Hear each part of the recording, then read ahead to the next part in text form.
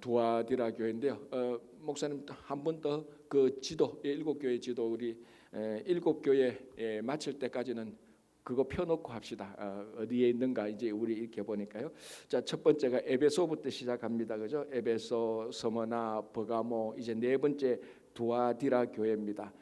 이렇게 그 시계 방향으로 쭉 올라가는, 그리고 저기 도로가 다 닦여 있어 가지고 아주 교통이 편안한, 그리고 이 보냈던 편지가 잘 전달될 수 있는 그런 우리 지형을 볼 수 있습니다. 자, 이제 네 번째 죄송합니다. 네 번째 두아디라 교회인데, 어제 앞부분에 제가 약간 얘기했습니다. 일곱 교회에 제일 먼저 나오는 것은 나타난 예수님의 모습이 나타납니다. 그리고 이 나타난 예수님의 모습은 이미 요한계시록 1장에서 예수님께서 나타나셨던 그 전체적인 모습에서 그 각 교회의 형편에 맞도록 따로따로 부분적으로 나타났습니다. 자, 두아디라 교회는 어떻게 나타났는가 하면은 그의 눈이 불꽃 같고 그 발이 빛난 주석 같다. 이미 앞에서 요한계시록 1장에서 그 이 외모가 나타났습니다. 그래서 눈이 불꽃 같다는 것은 모든 것을 다 살핀다는 것입니다. 그 불꽃같이 확 비치니까 그 앞에서는 숨길 것이 없습니다. 그러니까 누구의 행실, 그리고 이제 여기서는 그 마음의 심적 상태, 그것까지도 숨길 수가 없습니다. 이제 여기 좀 이따 나오겠지만 두아디라 교회의 가장 나쁜 것이 이세벨의 행실을 따라간 사람들이 있습니다. 이세벨의 행실이 이제 우상과 음행입니다. 특별히 음행이란 것은 다 은밀한 곳에서 이루어지는 것 아닙니까? 그 은밀한 곳에 이루어지는데 하나님께서 불꽃 같은 눈동자로 다 보고 있다는 겁니다. 아무리 은밀한 곳에 가서 무슨 일을 하고 그 당사자들밖에 모른다고 하지만 언제나 그 당사자 외에 아는 한 분이 더 있습니다. 그게 눈이 불꽃 같은 분이죠. 그래서 눈이 불꽃 같고 그 발이 빛난 주석 같다. 자, 발이 이 사람의 신체 가운데 가장 불결한 부분을 우리가 발이라고 보는데, 이 발이 빛난 주석 같다. 굉장히 빛이 난다는 겁니다. 더러운 것이 아니고 불결한 것이 아니고 빛이 나서 영광스러운 것이고, 또 발은 전통적으로 원수를 밟는, 그러니 심판할 때 발로 밟는 이런 우리 몸에서 다른 상대방을 심판할 때 발로 밟아버리면 그건 완전히 상대방에 있어서는 치욕적인 심판 당하는 거죠. 바로 그 발인데, 이 발이 뭐냐면은 주석으로 빛난 주석으로, 그리고 이거는 굉장히 단단한 발 아닙니까? 그 단단한 발로 밟아버리겠다라고 이렇게 얘기를 하는 거, 이제 그런 모습이죠. 자, 보겠습니다. 이제 19절. 내가 너의 사업과 사랑과 믿음과 섬김과 인내를 아노니. 그러니까 이 두아디라 교회의 칭찬이 굉장히 좋은 칭찬이 있습니다. 자, 무엇입니까? 사업. 자, 이거는 뭐 비즈니스 이런 것도 되지만은 사역 이런 의미가 되는 겁니다. 사업. 그리고 사랑과 믿음과 섬김과 인내를 아노니. 이 5개가 한목에 나오는 겁니다. 그러니까 이 두아디라 교회는요, 책망과 칭찬이 극명하게 나타나는 겁니다. 칭찬은 진짜 요 19절에 요 칭찬만 받으면은 이 교회를 따라올 교회가 없을 정도로 굉장한 칭찬입니다. 사업, 사역, 사랑, 믿음, 섬김, 인내. 자, 여기서 특별히 또 눈에 띄는 게 뭔가 하면 사랑입니다. 에베소 교회도 다 있었는데 사랑이 없어서 하나님께 크게 책망받았지 않습니까? 그런데 두아디라 교회는 에베소 교회가 없던 사랑까지도 가지고 있었습니다. 사랑, 인내, 섬김, 그리고 사업, 이런 믿음, 굉장히 좋은 교회입니다. 자, 그리고 또 그 다음에 뭐라고 칭찬하는가 하면요, 내 나중 행위가 처음 것보다 낫다. 이것도 에베소 교회하고 비교되지 않습니까? 에베소 교회는 뭡니까? 첫사랑을 잃어버렸습니다. 그래, 나중에는 사랑이 없습니다. 처음에는 사랑이 있었는데 나중에는 사랑이 없단 말이죠. 그런데 이 두아디라 교회는 처음에는 좀 사랑이 없었다 치더라도 나중이 훨씬 더 좋았습니다. 자, 우리나라 말에도 끝이 좋으면은 모든 것이 다 좋다 이렇게 말합니다. 그러니까 이 시작도 중요하고 중간도 중요하지만은 마무리가 제일 중요합니다. 이제 오늘까지 합해서 3일만 지나면 이제 올 한 해가 끝납니다. 요 3일 동안만이라도 정말 올 한 해를 잘 마무리하면은 올 한 해 동안에 잘못된 것을, 부족한 것을 많이 회복할 수 있죠. 그러니까 언제나 사람이, 어떤 사람의 인격도 그렇지만 신앙은 점점 더 좋아져야 되는 겁니다. 그러니까 이것이 진짜로 나중에 하나님에게 칭찬받는데, 어떤 사람들은 처음에 좋았다가 계속 망가지는 그런 사람도 있습니다. 근데 이 두아디라 교회는 내 나중 행위가 처음 것보다 낫다라는 이것을 칭찬해 주는 신앙입니다. 그래서 우리도 갈수록 더 세월이 갈수록 우리가 나이 들어갈수록 더 좋은 그런 신앙의 행위가 되는, 그래서 칭찬받는 그런 여러분 되시기를 진짜 바랍니다. 자, 여기서 이제 칭찬받은 걸 보십시오. 이 5가지 항목, 사랑과 믿음과 인내와 섬김과 사업, 이런 게 있는데요. 전성에 의하면은, 성경에 있는 건 아니지만 전성에 의하면은 이 두아디라의 아주 유명한 사업가 한 사람이 있었다고 말합니다. 그게 누군가 하면 루디아입니다. 루디아. 아마 루디아가 이쪽 출신이었다고 말을 하는 겁니다. 루디아가 누굽니까? 마케도니아 지역에서 바울이 갔을 때 거기서 바울의 가장 신실한 지원자 그리고 동력자가 된 사람입니다. 그래서 그 전성에 하면 이 루디아가 그쪽 지역에 교회도 많이 개척했던, 그래서 정말로 아주 진실하게 도왔던 그런 좋은 바울의 동력자인데, 전성에 의하면 바로 이 칭찬 다 맞는 이 칭찬이 전형적으로 루디아라는 그 여자에게 해당되는 그런 칭찬하고 똑같다라고 말을 하는 것입니다. 그래서 이 두아디라가 좋은 칭찬을 받은 그런 교회입니다. 자, 그런데 이제 극명대한다 그랬죠. 제가 칭찬도 아주 뛰어나고 책망도 눈에 확 보이는 책망입니다. 자, 그 책망이 뭐냐면 20절, 그러나 내게 책망할 일이 있노라. 자칭 선지자라 하는 여자 이세벨을. 자, 이세벨은 우리가 마침 요즘 주일날 열왕기하 공부하고 그리고 그 앞에 열왕기상 공부했을 때 북이스라엘을 완전히 휘저었던, 그리고 또 이 이세벨의 딸 누구였죠?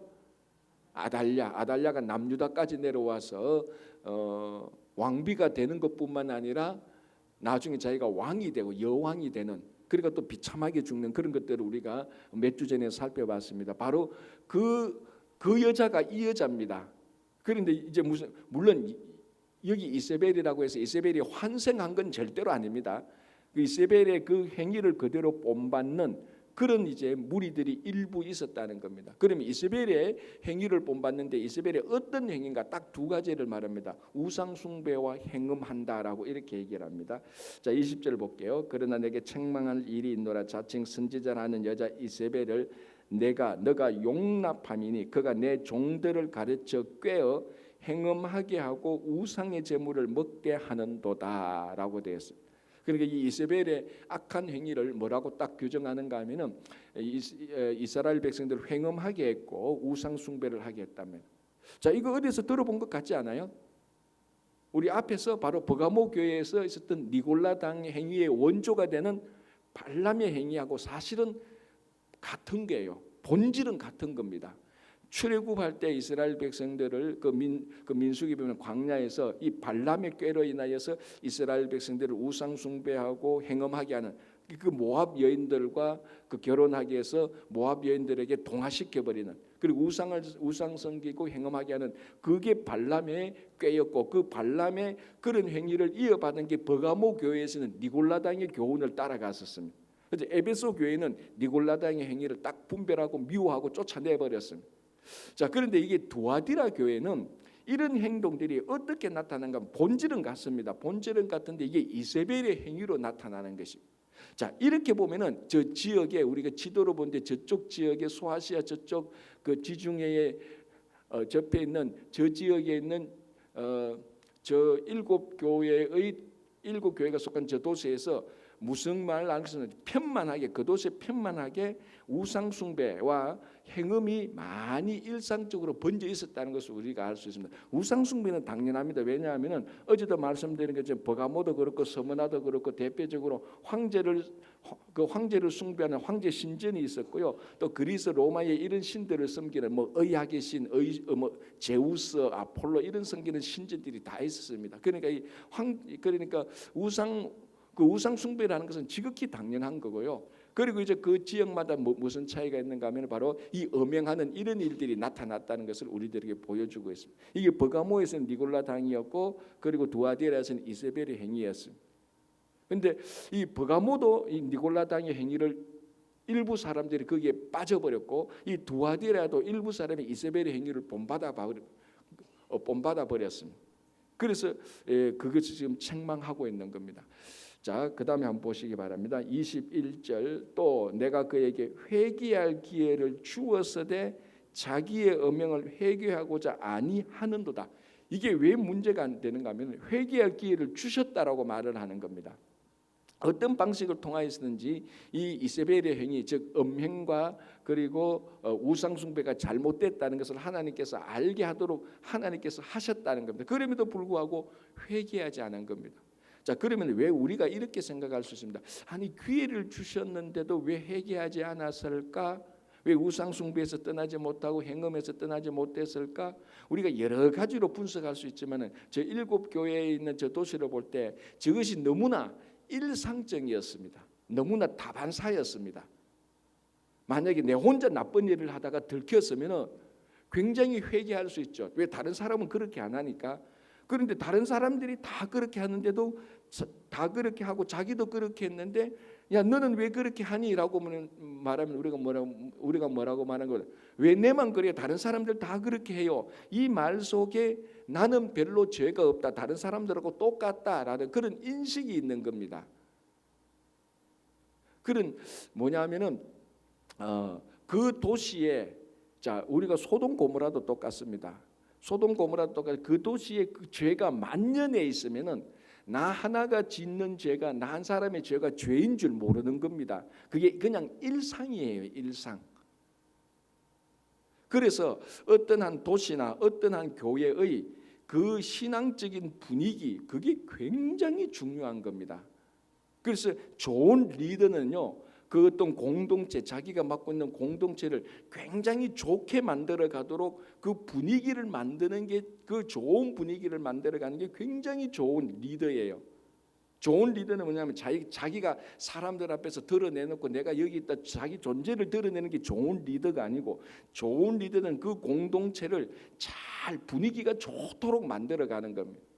그래서 그 분위기를 해치는 어떤 사람이나 행위가 나오면 그거를 분별하고 그 행위 이런 행위들이 좋은 분위기로 들어오지 못하도록 막아주는 게 그게 리더의 중요한 막중한 역할입니다.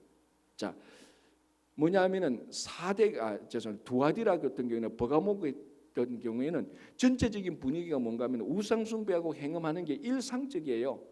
그래서 그걸 지적해도 그것이 죄인 줄 모르는 겁니다. 왜? 일상이니까 다른 사람들도 다 하니까. 그래서 회개할 기회를 줬는데도 회개할 수가 없는 게 일상이니까. 너무나 편만해져 있으니까. 그게 참 문제라는 겁니다. 그래서 보면 회개할 기회를 주었는데도 자기의 음행을 회개하지 않는다. 자, 요즘 우리 한번 봅시다. 진짜로 좀 제가 리얼하게 말하는데 청년들이나 이 유스그룹 애들 보면요 너무나 뭡니까 이거 미디어에 많이 노출되어 가지고 성적인 타락과 부패에 대한요 죄책감이 없어요. 사람들은 죄책감이 없다. 요즘요 뭐 우리들이 남성과 여성에 있어서 순결함, 성적 순결함 이런 걸 얘기하면요 완전히 진짜로 옛날 2000년 전 사람 취급받아요. 왜 그런 취급받는? 그게 우리 신앙에서 굉장히 중요한 건데 그것이 우리 영적인 순결함하고 이어지는데 여러분 육적인 순결함은 영적인 순결함하고 그대로 이어지는 겁니다. 이 두 개가 별게 아니에요. 육적으로 타락하면 영적으로도 깨끗하지 못한 거예요. 왜냐하면 영적인 것과 육적인 것이 연결되어져가 있으니까.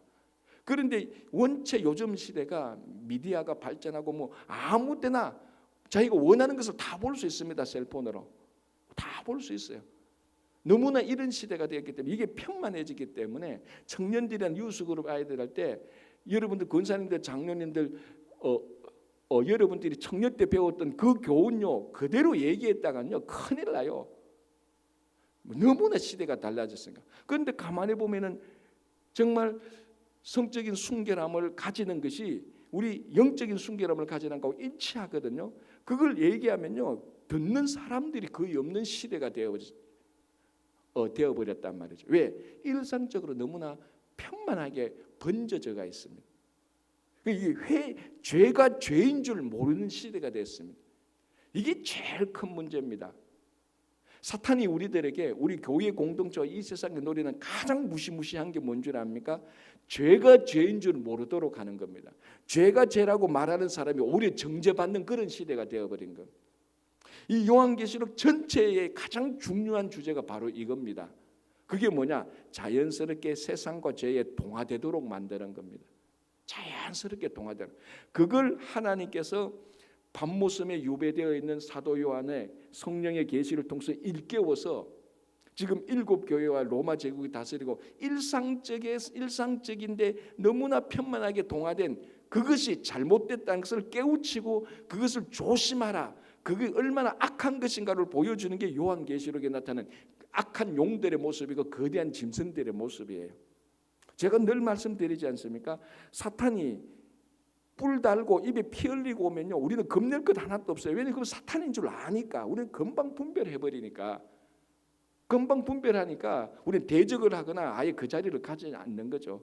가장 무서운 것은 광명한 천사로 나타나는 겁니다. 그게 일상 속에 편만하게 들어와 버린 거예요. 그러니까 회개할 기회를 줘도 회개할 마음도 없고 왜 회개해야 되는지 이유도 모르는 겁니다.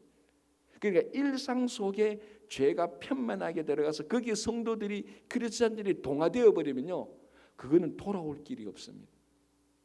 아무리 악한 죄를 저질러도 야 이거 죄야라고 말할 때 죄네요? 제가 잘못했습니다. 이런 분위기면 괜찮아요. 그거는 깨어있는 사람 몇 사람이 죄라고 지적해주면 되니까. 그런데 그거를 들어도 전혀 영적 둔감성에 빠져서 왜? 모든 사람이 다 그러니까 그렇게 빠져버리면요, 그거는 더 이상 회복할 수가 없습니다. 지금 두아디라가 그런 측면에 있었던 사람들이 일부 있었다는 겁니다.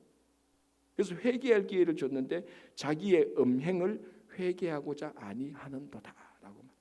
자, 이제 그래서 하나님께서 그래서 두아디라 교회에 예수님께서 말씀하십니다. 22절 볼지어다 내가 그를 침상에 던질 터이다.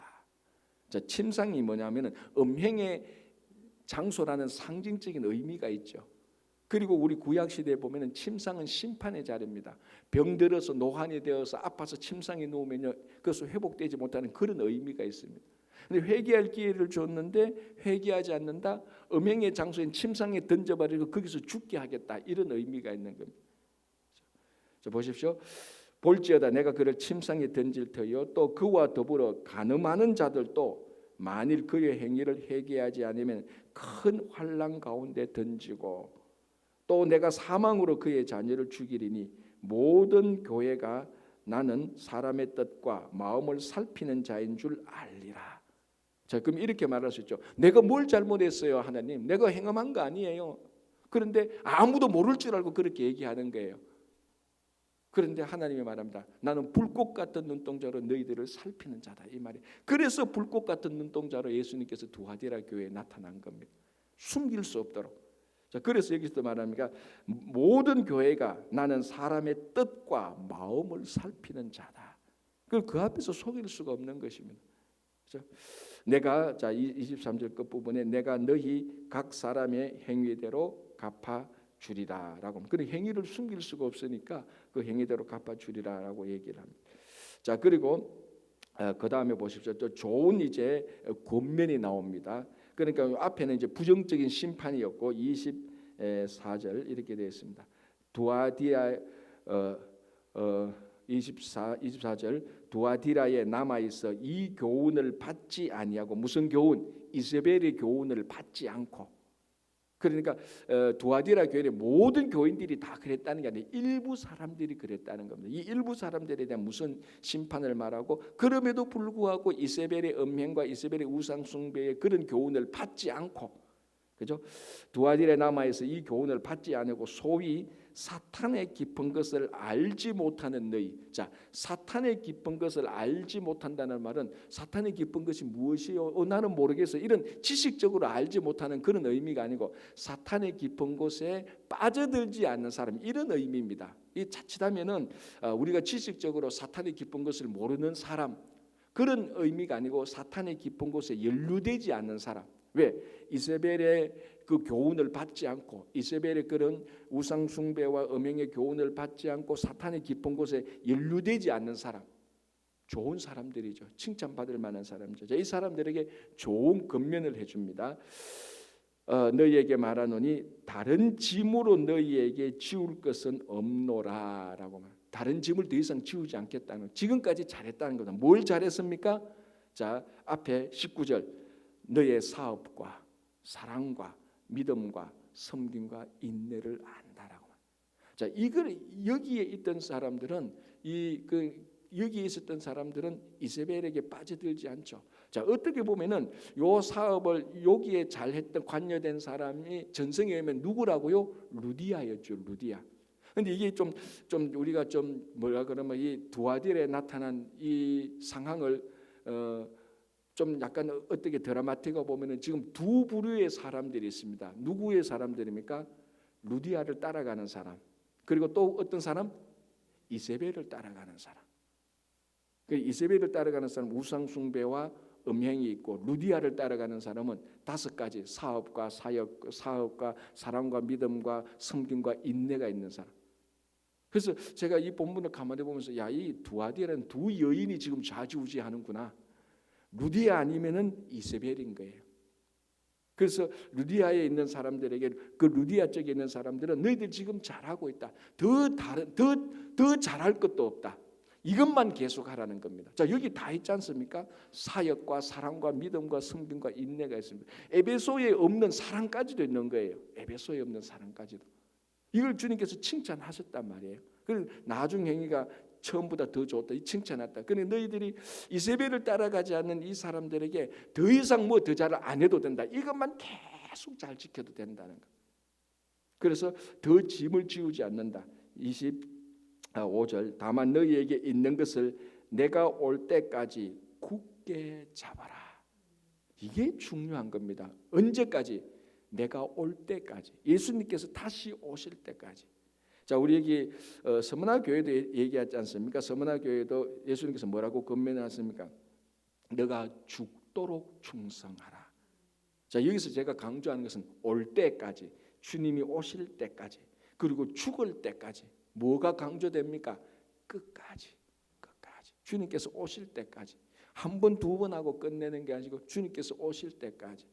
그런데 이 두아디라 사람은 인내가 있었으니까 이거 할 수 있는 사람들입니다.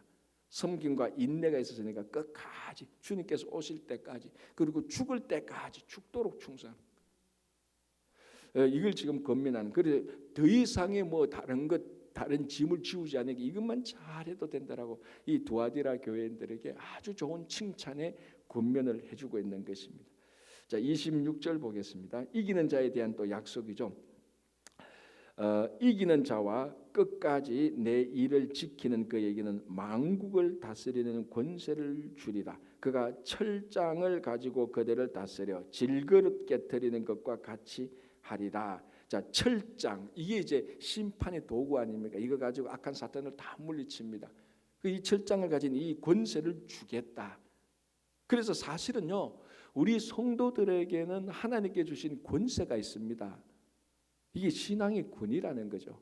요즘은 참 이런 것들을 찾아보고, 이런 것 자체에 신앙의 권위, 이런 걸 얘기해도 이게 먹히지 않는, 난생 처음 듣는 그런 게 우리에게 있나라고 말할 정도로, 의심하는 정도로 이런 신앙의 권위들이 너무너무 희미해져 버렸습니다. 물론 신앙의 권위라고 해서 우리가 세상에 나가면 사람들이 우리 신앙의 권위를 보고 막 박수치고 그 앞에 막 경배하고 그런 거 일체 없습니다. 그런 권위를 말하지 않습니다. 신앙의 권위라는 것은 이 악에 대하여서 우리가 당당할 수 있는 권위. 자, 세상에 살고 세상에 출세하고 세상에 확 빠진 사람들은 신앙의 권위 자체가 없습니다. 그러나 우리가 세상적으로 봐서 아무리 연약하고 부족한다 할지라도 우리는 세상의 악에 빠져들지 않을, 그리고 세상에 뭡니까? 이 권위라는 게 뭐냐? 세상의 좋은 것들을 부러워하지 않고 세상의 위협을 두려워하지 않는 것, 그게 신앙의 권위입니다. 사실은 세상의 물질과 세상의 어떤 욕망에 대해서 그것이 잘못됐다라고 말할 수, 나는 그것이 싫어라고 말할 수 있는 그런 권위, 그리고 그런 것들을 치워라고 말할 수 있는 그런 권위, 그게 신앙의 권위입니다. 이게 참 중요한 것 아닙니까? 우리가 무엇으로 살겠습니까? 신앙의 권위로 사는 겁니다. 세상의 권위로 사는 것이 아니고. 그래서 교회에서는 늘 모든 성도 한 사람 한 사람이 가지고 있는 신앙의 권위를 존중하고 그 사람들을 귀하게 대우해야 되는 그 교회가 좋은 교회예요. 그런데 많은 교회가, 만약에 어떤 교회가 세속화되었다는 것은 세상의 권위가 교회의 권위 그대로 들어오는 게, 그게 신앙의 권위가 없는 교회예요. 세상에서 잘 나간다고 해서 교회에서도 여전히 잘 나가도록 인정하는 것, 그게 다 잘못된 것이 아닙니까? 교회는 뭡니까? 세상의 잘못된 가치를 뒤집어 엎는 거 아닙니까? 그게 신앙의 권위를 바로 세우는 겁니다. 그래서 세상이, 교회가, 이 세상이 교회가 볼 때는 교회에 모인 사람들 보니까 세상적으로 별거 없는 사람이에요. 그래서 막 무시한단 말이에요. 그러나 이 교회가 신앙의 권위가 있는 곳, 이 교회가 신앙의 권위가 있다면 세상이 아무리 무시해도요 끄떡하지 않습니다. 그렇지 않습니까? 왜? 가치가 다르고 목적이 다르니까. 그런데 세상화된 교회는 세상의 권위가 교회 그대로 들어와 가지고 이게 교회인지 세상인지 분간이 안 되는 거예요. 신앙의 권위란 뭡니까? 세상하고 딱 교회 딱 들어보면 이 가치관이 다르고 목적이 다르고 살아가는 방식이 달라야 되는 겁니다. 그래서 그게 뭡니까? 그게 사실은 철장을 가지는 권세입니다. 이 권세 가지고 세상을 이기는 것이죠. 우리가 뭐 세상을 이긴다고 해서 세상 사람보다 더 출세하고 성공과 그 사람들 내 밑에 부리는 그런 식으로 이기는 게 아니죠. 우리가 성도들이 세상을 이긴다는 것은요 딱 두 가지입니다. 세상을 두려워하지 않고 세상을 부러워하지 않는 거예요. 그게 교회가 세상을 이기는 방식입니다. 교회가 이 세상에 아무리 물질이 많고 권력이 많고 편하고 자기가 원하는 것이 다 이루어지는 그 세상이라 할지라도 그걸 전혀 부러워하지 않는 겁니다. 그게 이미 이긴 거예요. 그리고 그걸 두려워하지 않는, 그게 바로 철장을 가지고 이 세상을 다스리는 권세가 이 땅에서 이루어지는 것 아닙니까? 그 약속을 해주는 겁니다. 그죠? 자, 28절 보시기 바랍니다. 내가 또 그에게 새벽별을 주리라. 자, 이 새벽별에 대한 이제 오해가 자칫하면은 우리가 뭐 교만한 새벽별, 그게 아니고 이 새벽별은 메시아의 별입니다. 민수기에 보면은 야곱에게서 한 별이 나타날 것이고 그가 그가 이제 다윗의 별이 될 것이다라는 이런 메시지가 있습니다. 이 별이 바로 새벽별인데 이기는 자에게는 새벽별을 준다, 메시아를 준다라는 겁니다. 이게 뭐 메시아 여기 쓰는 거 자 가져가라 이런 식이 아니고 이기는 자에게는 예수 그리스도의 이름을 알게 되고 예수 그리스도와 동행하게 되고 예수 그리스도를 경험하게 된다는 겁니다. 메시아, 참된 메시아를. 그렇죠? 자, 마지막에 귀 있는 자는 성령이 교회들에게 하시는 말씀을 들을지어다. 이거는 계속해서 지금 7번 똑같이 반복. 이게 어떻게 보면요, 이게 결론이에요. 7교회에 주시는, 어떻게 보면 결론은요, 교회에게 주는 이 말씀을, 귀 있는 자는 성령이 교회들에게 주시는 말씀을 들어야 되는 겁니다. 아까 말씀했지 않습니까? 죄가 만연해지는 그 시대에 사는 사람들은 아무리 얘기를 해도 안 듣는 거예요. 그게 문제입니다. 그래서 귀 있는 자는 성령이 교회들에게 하시는 말씀을 들어라. 자, 이제 5번째 4대 교회를 보겠습니다. 계속 이제 시계 방향으로 돌아가죠. 4대 교회입니다. 4대 교회의 특징은 딱 하나입니다. 이걸로 보면 됩니다. 죽은 교회입니다. 4대 교회의 특징이 죽은 교회. 그러니까 외우기도 쉬워요. 우리나라의 사자는 죽을 사자니까 4대 교회 그러면 앞에 죽을 사자가 있구나. 물론 이 죽을 사자를 써서 4대라고 말하는 건 전혀 아닙니다. 암기하기 쉽게 하기 위해서 제가 붙인 건데 4대 교회 그러면 딱 특징은 죽은 교회입니다. 살아있지만 죽은 교회입니다. 자, 보시겠습니다. 1절 4대 교회의 사자에게 편지하라. 하나님의 7영과 7별을 가지신 이가 이르시되 내가 너의 행위를 아노라. 너가 살았다 하는 이름을 가졌으나 죽은 자로다. 라고 딱 명시하고 있습니다. 4대 교회 네가 살았다고 하지만은 실상은 죽은 자다. 자, 여기에 이제 또 우리가 먼저 봐야 될 건 뭡니까? 하나님이 나타나신 예수님의 모습이죠. 어떻게 나타났습니까? 하나님의 7영과 7별을 가지고 나타나는 겁니다. 자, 7영이 뭐였죠? 이미 우리가 앞에서 이 비밀을 봤습니다. 뭐였습니까? 하나님의 영이었습니다. 7영은 그죠? 하나님의 영이었습니다. 성령이죠, 정확히 말하면. 그러니까 성령, 예수님께서 성령으로 상징되어지는 7별을 가지고 오는 겁니다. 7영 그리고 7별을 가지고 옵니다. 특별히 이 4대 교회에서 중요한 것은 7영이죠. 성령이죠. 왜? 4대 교회는 무슨 교회? 죽은 교회니까. 죽은 교회를 살리는 것은 성령의 능력 아닙니까? 자, 에스겔서를 보십시오. 에스겔서에 하나님께서 에스겔 선지자를 데려가서 마른 뼈를 보여주지 않습니까? 이 마른 뼈가 살겠느냐 하니까 에스겔 선지자가 뭐 이래저래 얘기하다 주님께서 아십니다. 뭐 이렇게 좀 왔다 갔다 좀 합니다. 그때 하나님께서 그 죽은 뼈를 살립니다. 어떻게 살립니까? 생기를 불어넣었습니다. 그 하나님의 영을 불어였죠. 하나님의 영, 성령이 들어가니까 마른 뼈가 쫙 일어나고 거기에 살이 붙고 신경이 붙고 힘줄이 붙고 정상한 사람이 아니고 군대로 되는 겁니다. 죽은 것을 살리는 것은 성령의 능력이죠. 그래서 4대 교회의 7영을 가지신 주님의 모습으로 나타나는 겁니다. 그러니까 그 교회에 나타나신 주님의 모습 자체가 그 교회에 주는 메시지하고 똑같은 거예요. 그래서 너가 실상은 살아있으나 죽은 교회다. 이 죽은 교회를 살리시는 분은 성령밖에 없다는 겁니다. 그래서 그 교회예요. 지구상의 모든 교회에 성령이 떠나면 그 교회는 끝이에요. 그 교회가 갈등이 있고 좀 어려움이 있어도요, 성령께서 그 교회를 인도하시면 그 교회는 괜찮아요. 그래도 그 문제는 다 해결돼요. 근데 아무리 사람들이 뭐 그 지역에서 가장 똑똑하고 유명한 사람들이 다 모였다 할지라도 성령이 떠나면요, 그건 교회가 아니고 그냥 종교 클럽 하우스예요. 종교 클럽 하우스. 지금 교회의 지도자들이 가장 걱정하는 교회의 모습이 이런 모습입니다. 계속해서 교회가 성령께서 역사하시는 교회가 되어야 되는데 자칫하면은 성령이 떠났는데도 그것도 모르고 사람들만 모여가지고 이게 종교 클럽인지 학교인지 YMCA인지 막 헷갈리도록 그렇게 되는 게 그게 가장 크게 염려되는 거죠. 이제 그러다 한 세대 지나면 이제 사람들 떠나면 그 다음 세대들이 안 오지 않습니까? 그래서 교회 문 닫고 건물 다 파는 거죠. 그게 지금 유럽이 다 그렇게 된 거예요. 지금 여러분 아시다시피 유럽을 아무도 기독교 국가라고 말하지 않아요. 지금 무슨 국가라고요? 이슬람 국가라고 말합니다. 지금 오히려 이슬람이 훨씬 더 파워가 있습니다. 유럽이 그렇게 된 거 뭡니까? 성령이 떠나는 거예요. 성령이 떠나는. 교회 건물요. 뭐 유럽에 여러분 뭐 독일, 영국, 프랑스 교회 건물 보십시오. 그게 뭐 가톨릭이든 기독교든 상관없이 그게 지금 현재 유네스코 다 유산으로 다 등록된 거 아닙니까? 그러나 우리 성도들이 봐야 될 거는 이게 유네스코 그 문화유산에 포함된 위대한 건물, 이 건물을 세우려고 200년, 300년 동안 그 시대 가장 건축자들이 디자인했대.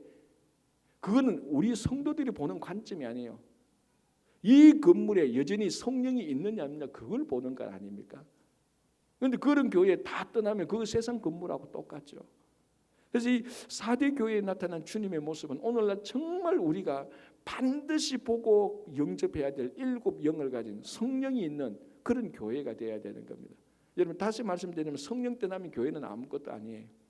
어려움이 있어도요, 사람이 좀 적어도요, 사람이 10명이 모이든 수만 명이 모이든 중요한 것은 성령이 함께하는 겁니다.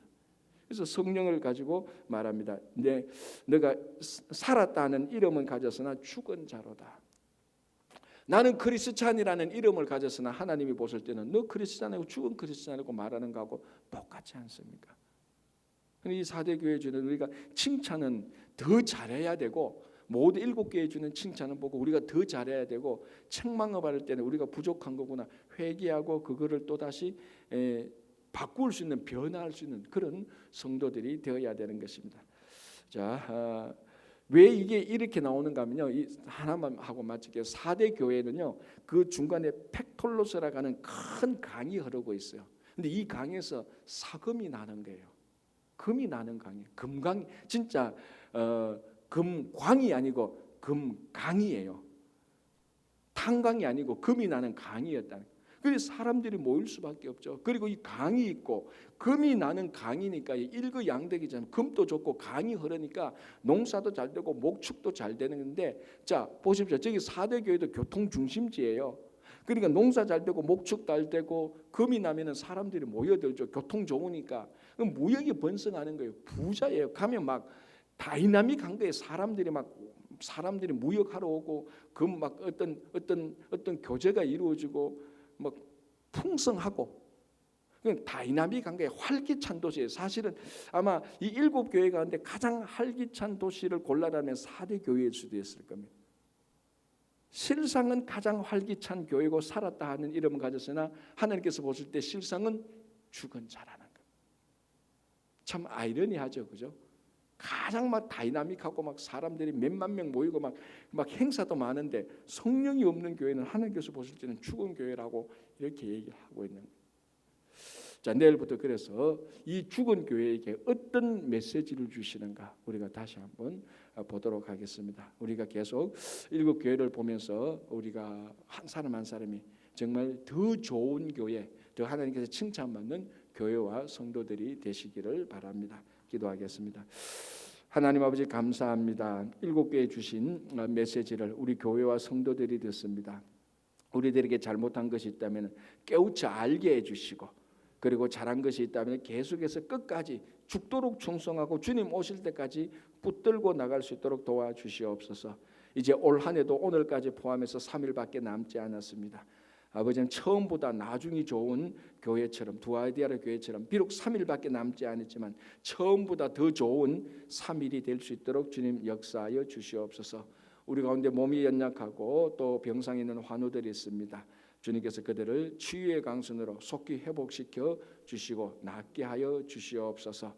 주님, 오늘 하루도 우리의 삶을 주님께 맡깁니다. 인도해 주시고 교회의 사역들, 특별히 돌아오는 주일 공동의회를 통해서 좋은 일꾼을 선출하는 축제가 되게 하여 주시옵소서. 감사하오며 예수님의 이름으로 기도합니다. 아멘. 자, 이렇게 기도하시고